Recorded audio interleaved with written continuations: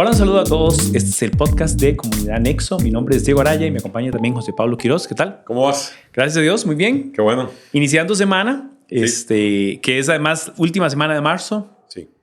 Este fin de mes, de hecho, tuvimos actividad especial con el tema de la evolución o, toda esta postura de la teoría de Darwin en contra de la postura creacionista, que fue un evento muy interesante, muy largo. Sí. Fue tan largo como los periodos que se discuten que pudo haber tardado. Exacto. Pero bueno, marzo ha estado lleno de cosas, pero sobre todo el inicio de una nueva serie. Sí, así es. Comenzamos con la serie sobre Lucas, el Evangelio de Lucas, o el Evangelio según Lucas, y entonces estaremos en esta serie viendo todo el libro. Como veremos hoy con detalle, no lo vamos a ver todo de una sola sentada, vamos a dividirlo en bloques y secciones. Pero sí es cierto que queremos comenzar por el versículo 1 del primer capítulo y finalizar en el capítulo 24, si Dios quiere. Yes. Ese es episodio 69 y vamos a darlo como una marca de que aquí comenzamos con esta serie de podcasts que va a ir a la par de la serie de enseñanzas de domingo.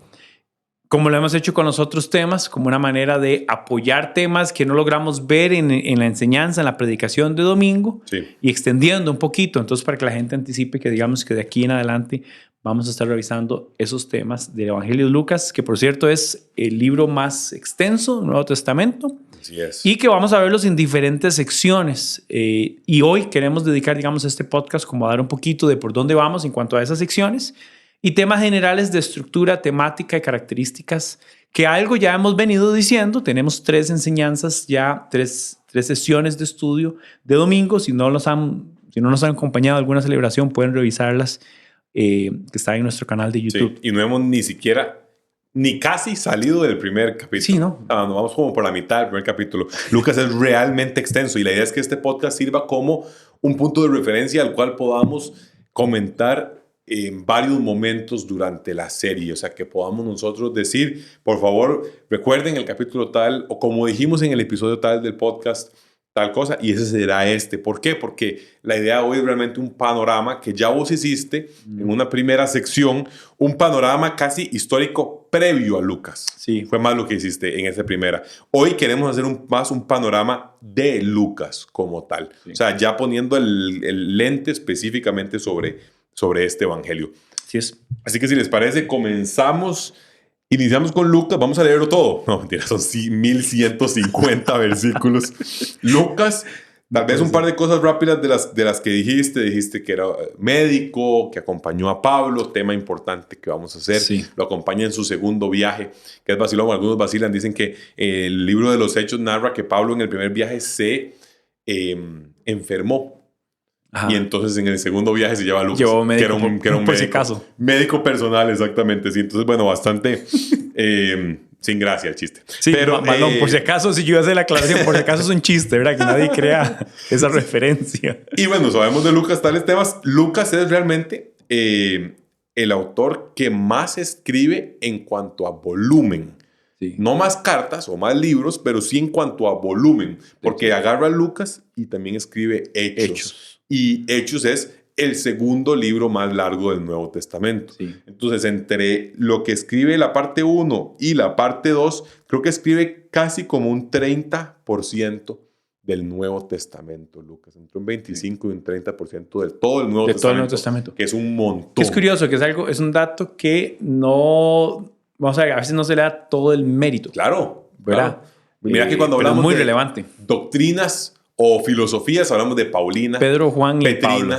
Juanina, exactamente, Pedro, Juan y Pablo, y Lucas, que escribió más que todos ellos. ¿Yo qué? Exacto. Bueno, y sobre todo que el trabajo de Lucas tiene la característica de... Sí, es que él recaba la información y la pone a disposición. Estructura. La pone ahí. No necesariamente entra en temas... sí teológicos, pero no tan profundos de argumentar respecto a. Sí, de hecho, Lucas va a escribir narrativa. Literal. No temas como tal argumentativos, como lo hará Pablo, como lo hará mismo Pedro o Juan, sino que realmente son narrativas. Sí, su relato lo que me parece es que da un contexto histórico y temporal de vida de Jesús inicialmente y después de Jesús la iglesia, ¿no? El inicio de los apóstoles y los hechos, ¿no? Entonces sí, pareciera como que él nos da dos escenarios, uno de Cristo y todo lo que tiene que ver con la venida de Cristo, la aparición de Cristo, y después uno de cómo fue la iglesia. Sí. Sí.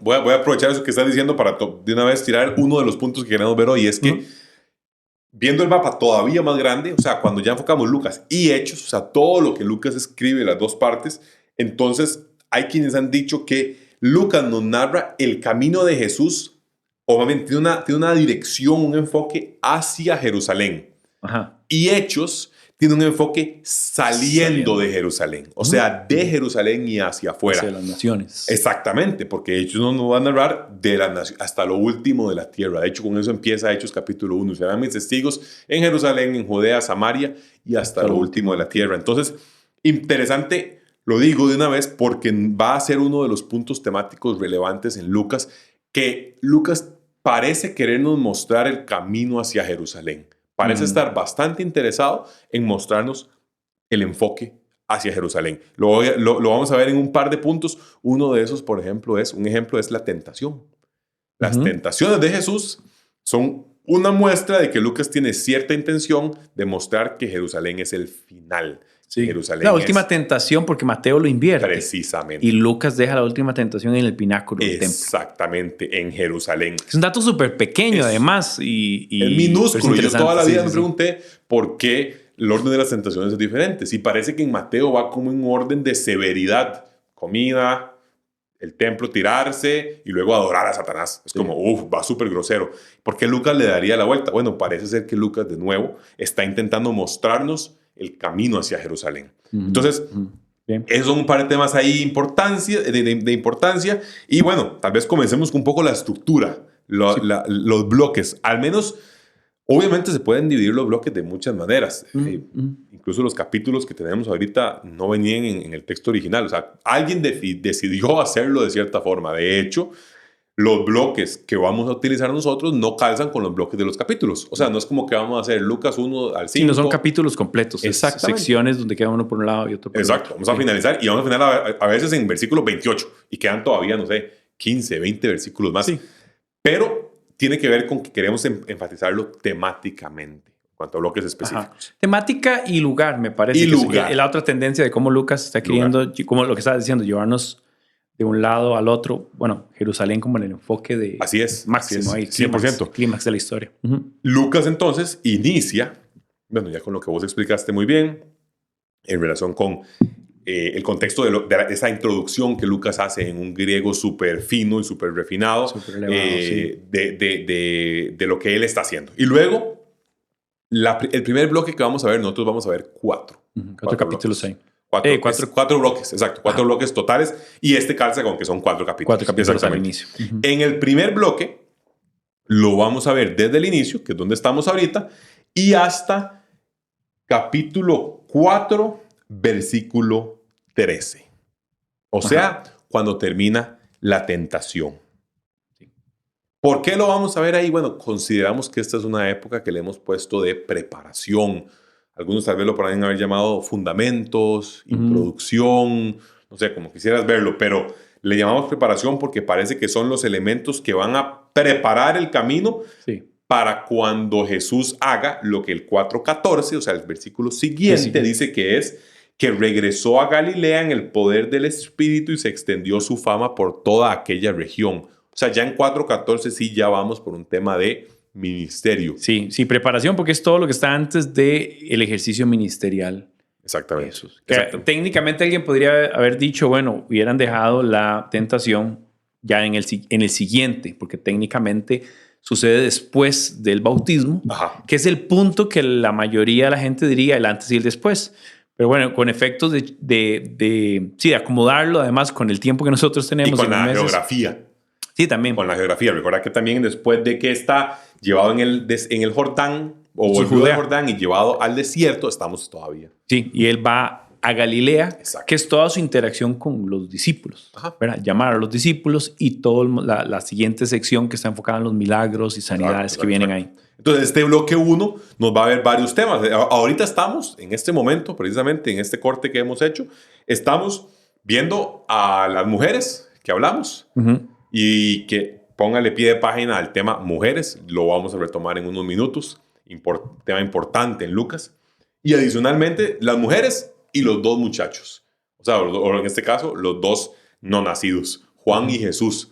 Después, ambos van a nacer y todavía continúa la historia siendo relevante entre ellos mismos, o sea, sigue siendo Juan y Jesús. Sí. Juan preparando Hay una el introducción al ministerio de Juan. Hay una descripción, pues, del ministerio. Bastante larga. De hecho, y después, vamos a llegar a Jesús y entra el bautismo, la genealogía de Jesús y la tentación de Jesús. En ese bloque como tal. Es importante decir que en este bloque de Lucas 1 a Lucas 4, versículo 13, es bonito que vamos a ver mucho lo que algunos académicos han llamado material L, que es material solo de Lucas. Hay cosas que solo Lucas nos cuenta. Por ejemplo, bueno, lo que vos mencionabas, todo lo de María, estos cánticos, lo de Jesús en el templo, todas esas son cosas. Recordemos, Marcos empieza, listo, en la carrera. O sea, ya empieza y es con Juan, y Juan adulto.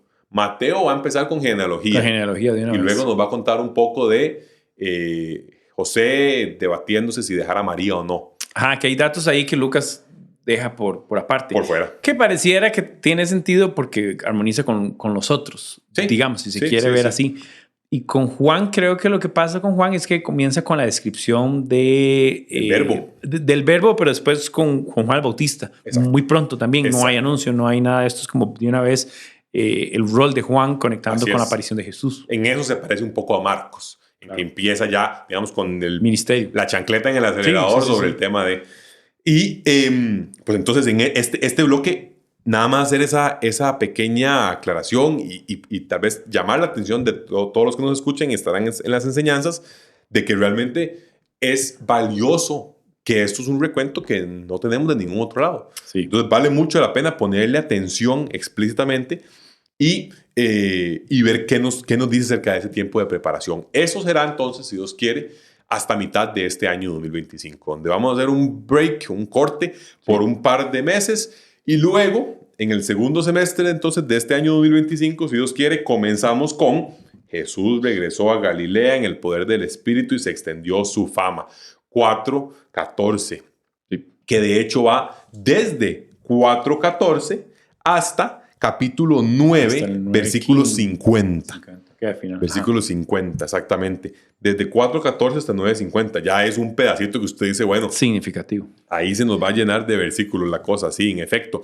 Y comienza con un tema que me parece que es importantísimo que resaltemos, que es que comienza con que Jesús entra en Nazaret, está en una sinagoga. Y lo rechazan. Y él lee un pasaje de Isaías 61 que algunos han visto, y ahorita que vamos a entrar en lo temático, algunos han visto casi como un índice. O sea, casi como que muchas de las temáticas que vienen en este 4:18 y 19 están por suceder. Vienen a suceder. Es lo que estamos a punto de ver. Claro. Es lo que estamos a punto de ver, exacto. Entonces, casi como un índice de un libro, cuando usted agarra el índice y dice, ok, me van a decir lo siguiente. Comienza a leer el libro, le dicen lo que decía el índice. De hecho, el hecho que él cierra el rollo de Isaías y hace referencia de que hoy se ha cumplido esto delante de ustedes, que es curioso. En el texto dice que la gente, algunos tuvieron como algarabía, pero después dijeron, no puede ser, porque entonces él se estaría autoproclamando este Mesías. Y curiosamente es el primer registro sería el segundo registro, digamos, o al menos el primero en Lucas, de un atentado contra la vida de Jesús, porque es cuando querían tirarlo. Así es, después de un barranco. ¿Qué vamos a ver entonces después en esto? Obviamente hoy no pretendemos ir por todo el libro, digo pasaje por pasaje, es demasiado largo, pero vamos a ver las buenas noticias anunciadas a los pobres, el sido enviado a proclamar libertad a los cautivos, vista a los ciegos, liberación para los oprimidos y que se pregona el año del favor del Señor. Sí, las buenas nuevas. Vamos a ver enfermos. O sea, apenas sale de este evento, vemos espíritu maligno expulsado, enfermos, los enfermos de piel, un paralítico. Vamos a ver un llamamiento. El leproso. Exactamente. El primer leproso aparece aquí. Vamos a ver un llamamiento de alguien que es un marginado.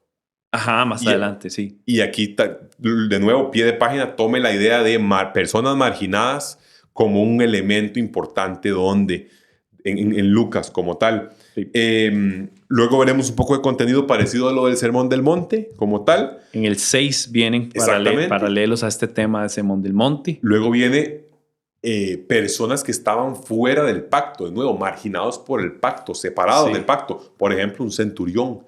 Sí. ¿Verdad? Que también los romanos como tal no eran parte de una mujer pecadora que lo unge, por ejemplo, también va a entrar, mujer que se veía que estaba fuera como algo tal vez interesante para que la gente lo tenga en mente, en Lucas 6 está el llamado de los 12 apóstoles. Así, correcto.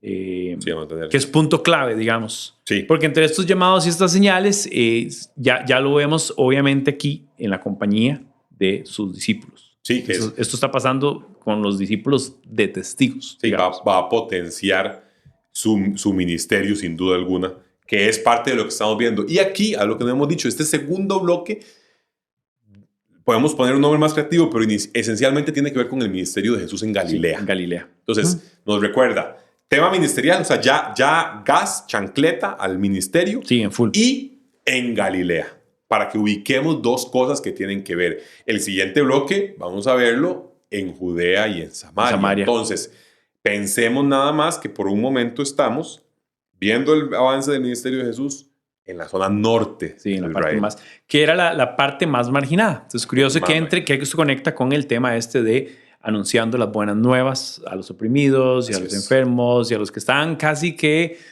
bueno, es que literalmente los que están fuera del trato inicial de Dios con el pueblo de Israel. Como separados. Si se quiere ver así. Exactamente. Vamos a ver muchos pasajes acá como tal. Y esta parte va a tener puntos claves cuando Jesús ya envía gente, ¿sí? Envía a los 12, y también tiene la confesión de Pedro, la transfiguración, y este bloque cierra con el tema de quién es el más grande, Ajá. quién es el más importante. Al final del 9, ¿no? Al final del 9. Entonces, los discípulos discutían sobre quién era el más importante, ¿verdad? En eso va a cerrar este pasaje o este bloque, esta temática, y dice el versículo 9:51, como se acercaba el tiempo de que fuera llevado al cielo, sí, que no es cosa menor de decir, Jesús se hizo el firme propósito de ir a Jerusalén. Y aquí decía un profesor, esta afirmación, este versículo que acabo de leer, es una afirmación geográfica y teológica que Lucas está haciendo.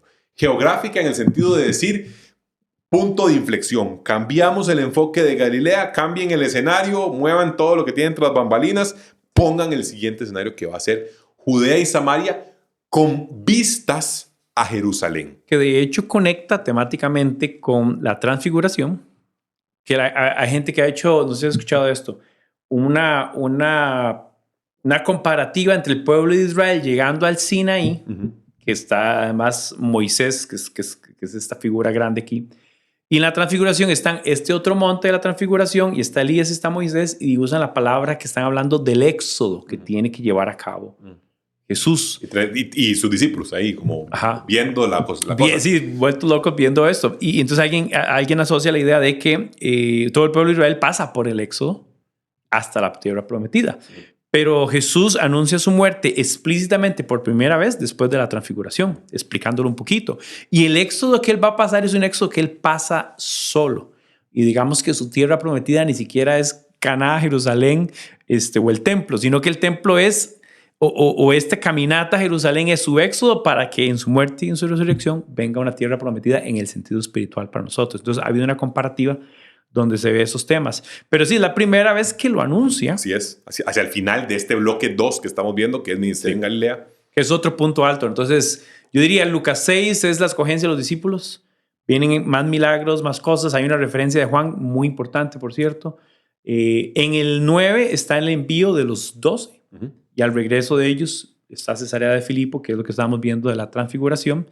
Inclusive ya para el 10, que es la otra sección, vemos envío de los 72. Correcto. Ajá. Que nos va a dar también esa sensación de cambio. ¿verdad? Entre bloque 2, ministerio en Galilea, la forma en la que estaba hecho y cómo se acercaba el tiempo de que fuera llevado al cielo. Vemos un tema de propósito. Como de ruta. Y de ruta, cambio en el GPS. Exactamente, como de decir, bueno, ya póngame dirección, cruz en Jerusalén. Waze a Jerusalén. Vamos hacia allá. Dirección, el Gólgota. Que interesantemente los 70 también conecta con los ancianos... de números. De números. Cuando Moisés pide ayuda. Conectados con Moisés. Así es. Y son 70 los que reciben el Espíritu, de hecho, y profetizan. Y Josué le dice a Moisés, hey, están profetizando, cállenlos. Y Moisés le dice, qué bueno sería que todos, o sea, qué bueno sería que más, y Josué, y dicen, qué bueno sería que todo el mundo pudiera hacer esto. En una referencia de Joel, 1000 años a Joel y de muchos años a Hechos 2 con Pentecostés, que llevaría después, aquí conectando muchas líneas. Pero entonces llegamos al bloque 3. Bloque 3. Bloque 3 es Jesús, con el firme propósito de ir a Jerusalén, tendrá lo que llamaremos entonces el ministerio en Judea y Samaria, o lo que otros han denominado el viaje a Jerusalén, camino a Jerusalén. Camino a Jerusalén. Nosotros. Sí. O sea, cómo va él moviéndose hacia. Y aquí hay que hacer una pequeña salvedad. Y es que si vos lees los evangelios con detenimiento, vas a ver que hay otro evangelio que parece mostrar más a Jesús yendo a Jerusalén más veces, yendo y viniendo, que es Juan. Juan dice, me parece Juan 8 está en el templo, Juan 9 está en el templo, Juan 10 está en el templo. La purificación del templo es en Juan 2. Juan 2 está en el templo. Que de hecho es de donde sacan la referencia temporal más importante de estos 3, o inclusive algunos hablan de 3.5 años de ministerio. Es porque la Pascua sucedía una vez al año, y entonces si contamos 3 sabemos que hubo esa cantidad de años de ministerio. Sí. Lucas entonces, y justo a eso iba con esta acotación, y es, Lucas no parece o no está diciendo que lo que Juan menciona no es cierto. O sea, no es que Lucas dice que Jesús solamente hace su ministerio arriba, luego comienza a bajar y luego cae. O sea, que no nos lo imaginemos como una ruta de Waze, en la cual vas por varios puntos, sino que Lucas parece nada más hacerle zoom a ciertas partes específicas. De hecho, tendría no mucho sentido que Lucas estuviera diciendo que Jesús solo fue a Jerusalén una vez en todos estos años, porque, como vemos en Juan y demás, pasaron varias Pascuas. Claro. Y era obligatorio para los hombres judíos participar, ir al templo durante la Pascua. Yo veo un énfasis del ministerio de Jesús, sí, con el tema de Galilea, Samaria y camino a Jerusalén, pero también lo veo en el contraste de el ministerio de Jesús efectuándose entre los gentiles. Que tiene que ver con esto, con estos que eran los rechazados, los que estaban sufriendo, ¿verdad? Como habla de este evangelio dirigido a los pobres, a los que estaban limitados, a los que estaban bajo el imperio, que era un tema también grande, el reino y el imperio. Pero interesantemente es donde menos se ve la interacción con los judíos y los maestros de la ley y los fariseos. Aparecen, porque eso es una constante, pero no tanto como lo hace Juan, que es uno que enfatiza mucho en eso. Por ejemplo, la conversación con Nicodemo es un énfasis grande en este tema de los más religiosos. Y pienso que tiene sentido, porque a quien está destinando su escrito es un gentil, ¿verdad? Cuando él se refiere a Teófilo, no hay dudas de que Teófilo es una persona que está fuera del contexto judío. Sí. Y que en parte lo que él había escuchado de Jesús le iba a servir mucho la referencia en la que Lucas le está diciendo, este es Jesús, su ministerio, sobre todo aquellos que no eran judíos. De hecho, Lucas va a citar el Antiguo Testamento notoria y predominantemente de la versión griega del Antiguo Testamento, no de la versión hebrea del Antiguo Testamento, lo cual también nos habla de ese enfoque. Aquí, en este tercer bloque, Camino a Jerusalén, como queramos verlo, tiene mucho contenido único también de Lucas. Por ejemplo, aquí vienen cosas como lo del buen samaritano. Vienen enseñanzas parabólicas. Exacto. Que no vimos antes, digamos, en la otra sección no están. E icónicas, o sea, enseñanzas de escuelita dominical, claro, o de prédica de domingo, digamos, ahí temática, porque son muchas de las conocidas. Está lo del buen samaritano, sí, está lo de la parábola de los 2 hijos, conocida como la parábola del hijo pródigo. Sí, y están las parábolas de oveja perdida, moneda perdida, las perdidas, y hijo perdido, digamos. Exactamente. Vamos a tener aquí en el capítulo 16, una de las parábolas más difíciles de entender, que es la del administrador astuto, la del mayordomo infiel, conocido también, que es el que parece ser, en palabras que el Señor me perdone, pero parece ser un chulo, y la Biblia... un aprovechador. Exacto, y parece que se aprovecha de la situación, y parece que también la Biblia habla bien. Que sean como él, dice. Exactamente. O sea, Jesús mismo habla bien como él. Entonces, tenemos ese pasaje ahí, tenemos Rico y Lázaro. Sí. Rico y Lázaro, un pasaje complicado también. Complicadísimo. De justificar o de entender de a qué se debe semejante imagen, ¿verdad? Precisamente. Jesús va, ¿cómo se llama? Lucas va a incluir también acá de nuevo otra predicción de la muerte. Y por último, el último tema que tenemos, que es nuevo también, es Zaqueo. Este personaje también paradigmático que todo el mundo conoce sobre recaudador de impuestos. El recaudador de impuestos. Una vez más, recuerde ese pie de página, ya lo vamos a ver, un marginado, alguien que estaba fuera del reino como ellos lo hubieran entendido. Que esto es en Jericó. Aquí ya estamos llegando muchísimo a Jerusalén. Que es interesante porque quiere decir que él tuvo que haber hecho Samaria.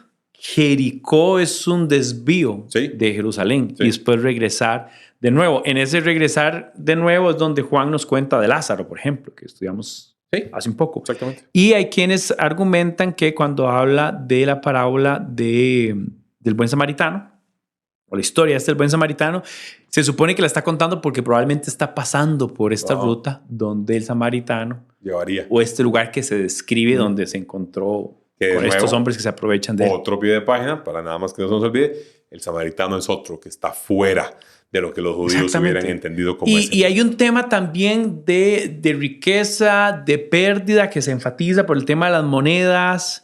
En el caso del samaritano también hay un tema de que todo lo que esta persona gaste quede así es. Caiga en el pago, ¿no? Del samaritano. Pues. Que es justo a lo que iba con ese cierre de la conversación con Zaqueo. Jesús dice, que tiene que ver con dinero, exactamente. Jesús dice, hoy ha llegado la salvación a esta casa, ya que este también es hijo de Abraham. Temas marginados, tema gente que estaba afuera, que eran considerados no dignos de ser llamados hijos de Abraham, que básicamente es ser hijo de la promesa en el concepto judío de la época. Pero 19, versículo 10, es un versículo que algunos han utilizado, capítulo 19, versículo 10, han utilizado para definir lo que vemos, el enfoque que Lucas está haciendo, que es el Hijo del Hombre vino a buscar y a salvar lo que se había perdido. Y como bien acabas de señalar, este bloque 3 e incluso el bloque 2, después de la tentación, cuando comienza el ministerio, vemos a Jesús llevándole a los perdidos, a los que se habían perdido. Y entonces por eso muchos han tomado esto como un versículo que informa, que de cierta forma influye en la comprensión que podemos tener del Evangelio según Lucas. Como tal. Yo veo diferencias, hablando de comparar bloque 2 con bloque 3, veo más enseñanza o un enfoque más de enseñar aspectos del reino en este segundo bloque después. O sea, en lo que él regresa de Cesarea de Filipo y va hacia Jerusalén, veo más esa enseñanza. Un poco menos de señales, decís. Sí, porque parece que las cosas, las sanidades y las cosas fabulosas, increíbles, milagrosas suceden en el segundo. Que es donde la gente ha visto, donde la gente ha también dicho que Jesús pasa de una docena de personas a cientos de personas, por decir así, cientos de personas, refiriéndose todavía antitos de llegar a la parte 3. Y en la parte 3 tenemos miles, porque es donde está la multiplicación, donde se hace referencia a miles. Y aquí veo más como enfoque en enseñanzas pequeñas y en conversaciones pequeñas. Pero sí, como con un contenido más grande en enseñanzas, cosas que quiere. Y por ahí veo también como la manera en que Lucas introduce las parábolas en este apartado. Sí. Mateo es el otro que menciona las parábolas y las pone antes y las pone todas juntas. Todas juntas. Mateo parece un orden temático de las parábolas, como decimos, son parábolas, aquí van. Toma, ahí van todas. Ese es su capítulo de parábolas, léaselas. Igual lo hizo con la enseñanza, con el Sermón del Monte, que nosotros lo vemos aquí también dividido. Lo vemos en el 6 y me parece que lo vemos ahí entre el 12 y el 13, me parece. Por ahí está la otra mitad. de lo que Lucas quiso incluir como tal. Sí.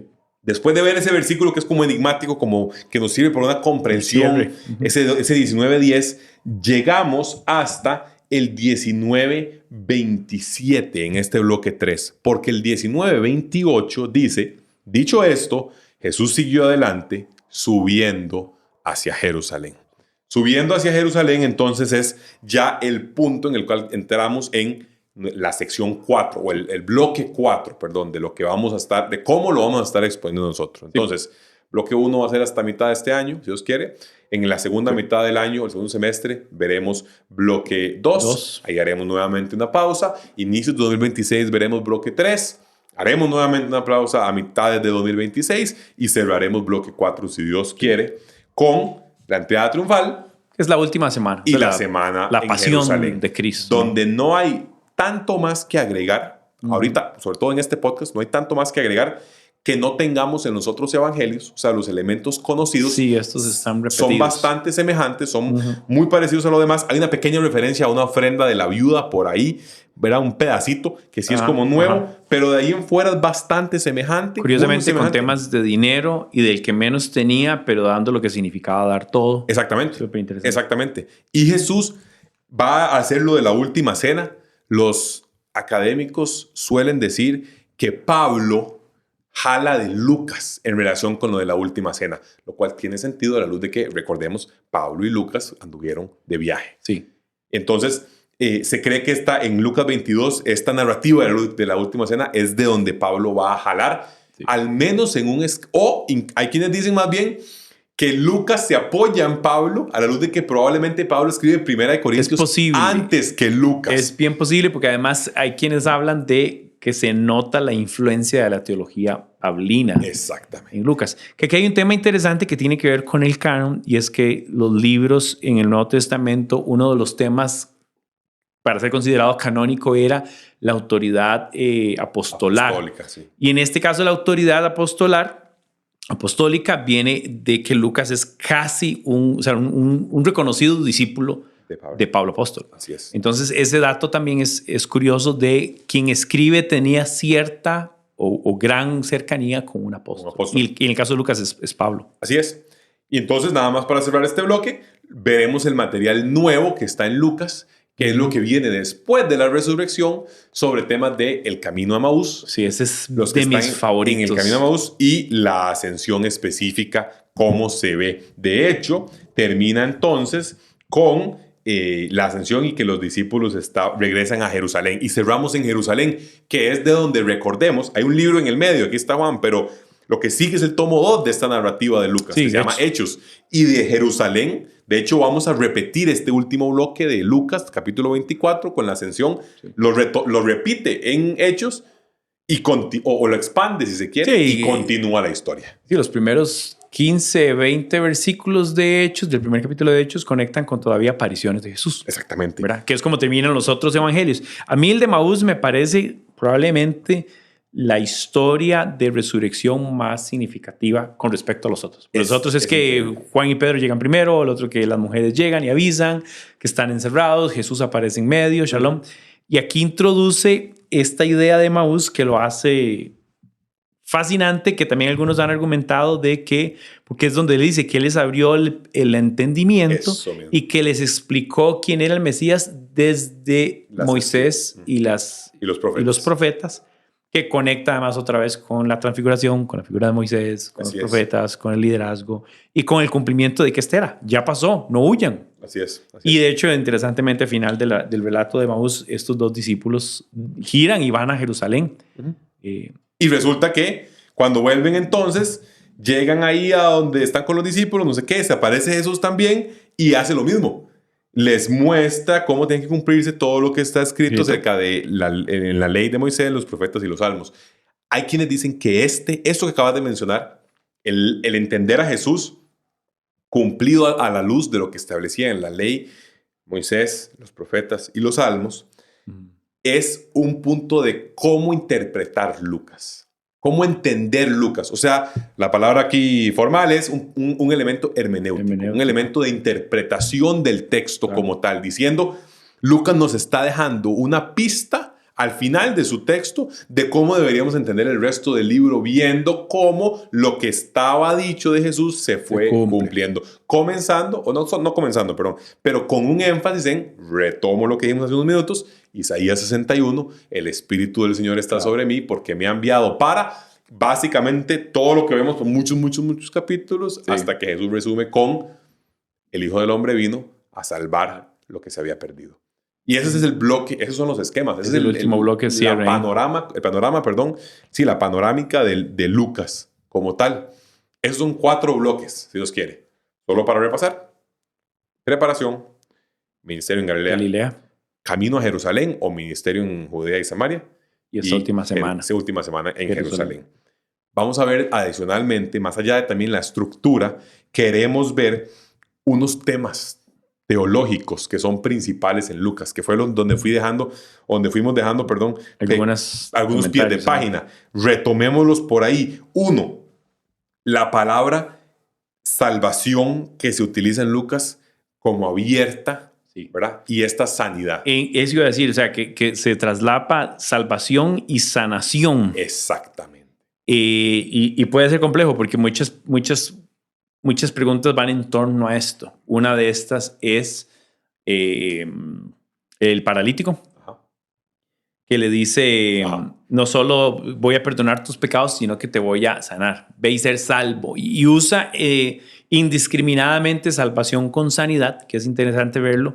Creo que la clave aquí es verlo también a la luz de lo que entendían ellos por salvación. Sí, también. Y ver un concepto de salvación más pleno para nosotros ahora como iglesia, ¿no? Y hay un efecto dual en ese aspecto físico o la dimensión física y la dimensión espiritual en la parte de salvación. Otro tema clave, lo referimos ya con muchas veces, solo lo dejamos por ahí para que sea explícito, la atención a los marginados. Hablamos de pastores, un rol que no era necesariamente el más fino de la época. Mujeres, dijimos en otro momento. Sí. Lucas menciona 13 mujeres que no aparecen en ningún otro. Eso iba a decir, cuando habla de las discípulas, que era Juana, María y Susana, que además que haga una mención usando el nombre. Y que daban plata. Sí, que eran los que sostenían el ministerio. Es un dato único de Lucas, material Eli.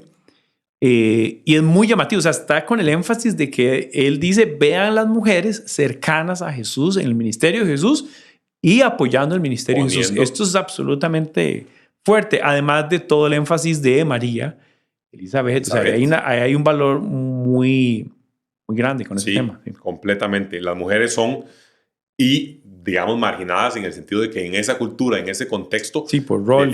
Por rol, definitivamente no se imaginen que es lo mismo que verlo hoy.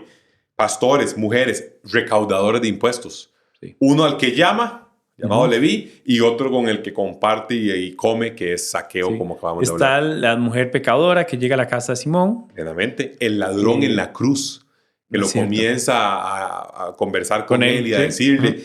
El hijo pródigo. Está el leproso, está el centurión, todos los romanos. Todo lo que sea romano, todo lo que sea. Exactamente. Sí, todo. Inclusive hasta la misma mención de Juan en algún momento. Yo creo que el episodio de Juan se ve en función. Es que todos estos que están sufriendo por implicaciones de 2 aspectos. Uno, del rechazo del grupo del pueblo de Dios, de los judíos, de Israel, y el rechazo o la sumisión al imperio romano. Claro. Y pareciera que Lucas, esta es una apreciación mía, pareciera que Lucas viene a decir, Jesús resuelve la opresión y la discriminación en el sentido ritual y como esa segregación de ustedes no tienen parte con esto. Eso lo resuelve en Cristo, como un Salvador universal, volviendo al concepto de salvación, pero también resuelve aquel tema de que estamos bajo el imperio. Exacto. Y entonces él hace acceso a salvación a los que están. Y se introduce además como el reino de Dios como un tema grande en Lucas. Creo que por ahí Lucas tiene esa intención. Sí. Y marginados, dijimos, todo ese montón, atención específica. Vamos a hacer mucha referencia a esto porque los textos nos van a obligar. Entonces lo vamos a estar recordando. Pero otro también es la obra del Espíritu Santo. Lucas menciona al Espíritu Santo más que Marcos y Mateo juntos, o sea, sumados. Hay un enfoque fuertísimo y se entiende muchísimo a la luz de que Lucas escribió Hechos.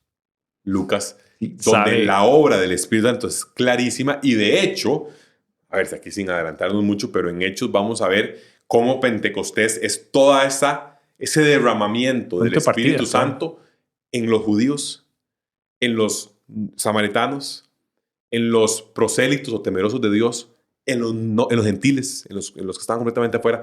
Entonces, claro que Lucas, y además Lucas pasó tiempo con Pablo, tiene muy claro el rol del Espíritu Santo. Sí, Lucas sabe lo que es que el Espíritu Santo diga no vayan a tal lugar. A tal lugar. Exactamente. Bueno, que está conectado con él mismo, ¿no? Por eso es que algunos llaman el hombre macedonio. Lucas es el hombre macedonio, ¿no? Que es el lugar donde dice no vayan vayan ahí. Ajá. Sí, no, justo es en Lucas como tal vamos a ver un montón de referencias a Espíritu Santo. No que el Espíritu Santo no esté presente en Mateo y Marcos, pequeña aclaración. Sí, claro, nada más Por la forma en que está presente, nada más que Lucas va a hacerlo muy evidente y demás. Sí. Interesante con lo que decías al inicio, ¿verdad? O sea, Jesús parece llevarnos a Jerusalén, a la cruz, su resurrección, y después también Lucas nos presenta al Espíritu Santo llevándonos a las naciones. Así es. Como dos tiempos, conectando con lo que decías al inicio, ¿verdad? Lucas va Jesús en camino a Jerusalén a la cruz, y ahora el Espíritu Santo sacándolos de Jerusalén, llevándolos a las naciones. Plenamente. Good. Sí, así es. Esos son algunos puntos esenciales entonces que vemos en Lucas como tal, como decíamos, varios bloques, puntos de inflexión y demás, temas exclusivos, mucho tema exclusivo como tal en Lucas, pero esta influencia del Espíritu Santo es clara a lo largo del texto como tal. Así que Lucas cierra con ese entendimiento de sus discípulos y cierra con ese tema hacia las naciones que veremos desarrollado, ¿dónde? En el tomo 2, Hechos de los Apóstoles. Sí. Así que eso es Lucas, estructura y temática. Como decíamos, la intención es, ojalá hayamos sido capaces de pintar con palabras una imagen grande de por dónde vamos, que permita decir, por aquí vamos de aquí a diciembre del próximo año, si Dios quiere. Sí. Y voy a estar atento a este tipo de temas que parecen ser en particular relevantes o que hay una intención del autor, Lucas, en querer mostrarme dentro de esta dinámica. Sí, es una manera de decir, esto es por dónde vamos. Obviamente lo vamos a recordar cuando estemos en ciertos puntos, haremos ciertos énfasis. Obviamente es un texto y es muchísima información. Pero volviendo también al propósito de por qué enfatizamos tanto en el estudio de la palabra de Dios y enfatizamos tanto en la enseñanza.